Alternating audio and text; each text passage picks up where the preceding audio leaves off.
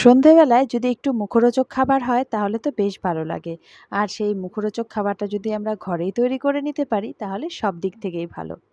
চা কফির সাথে বেশ ভালো লাগে, এমনিও খেতে পারেন। আজকের রেসিপি হলো ডিমের কাবাব।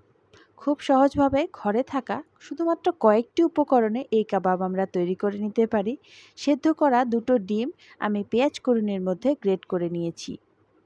এর মধ্যে দিয়ে দেব মাঝারি সাইজের পেঁয়াজ অর্ধেকটা, আর ঝাল যেরকম খেতে পছন্দ করেন সেই হিসেবে লঙ্কা কুচি আমি দিয়েছি, দুটো লঙ্কা কুচি আর ধনেপাতা কুচি। মশলার মধ্যে দিয়ে দিচ্ছি কাশ্মীরি শুকনো লঙ্কার গুঁড়ো, গোলমরিচ গুঁড়ো, জিরে গুঁড়ো, ধনে গুঁড়ো, 2 চামচ বেসন, স্বাদ মতো লবণ, আর শেষে দিয়ে দেব সামান্য গরম মশলা আর কয়েক ফোঁটা রিফাইন তেল।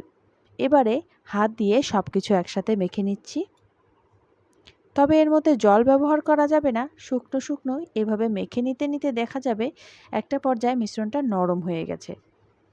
ঠিক এইরকম আমি হাতটা ধুয়ে এসে এইখান থেকে অল্প করে ডিমের মিশ্রণটা নিলাম, হাতের তালুতে চেপে চেপে প্রথমে গোল করে নিচ্ছি। এবারে 2 হাতের তালুর সাহায্যে কাবাবের শেপ দিয়ে নিচ্ছি।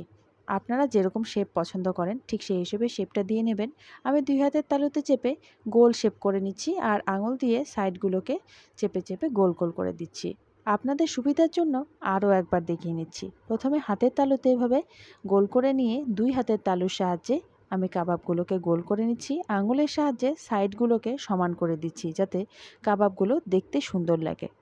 সবগুলো কাবাব আমার তৈরি হয়ে গেছে। কড়াই ভালো করে গরম করে রিফাইন তেল দিয়ে গ্যাসের আঁচ একেবারে কমিয়ে দিয়েছি। এবারে সবগুলো কাবাব আমি দিয়ে দিলাম। একদিক ভাজা হয়ে গেলে বোঝা যাবে যে নিচের দিকটা একটু লাল লাল ভাব ধরেছে। ঠিক সেই সময় কাবাবগুলোকে উল্টে দিতে হবে। তবে তেল আমি একেবারে অল্প দিয়েছি, আর গ্যাসের আঁচ কিন্তু একেবারে কম করে দিতে হবে। কম আঁচে এভাবে আস্তে আস্তে একটু সময় নিয়ে কাবাবগুলো ভেজে নিতে হবে, না হলে কী হবে বলুন তো, কাবাবগুলো ওপর দিকটাতে তো ভাজা হয়ে যাবে কিন্তু ভেতরে ঠিক কাঁচাই থেকে যাবে। কাবাবগুলো ভাজা হয়ে গেছে, একটা টিস্যু পেপারের মধ্যে করে আমি তুলে নিয়েছি যাতে কাবাবের মধ্যে যে ফেনা ফেনা ভাবটা আছে আর এক্সট্রা যে তেলটা আছে সেটা শুষে নেয়।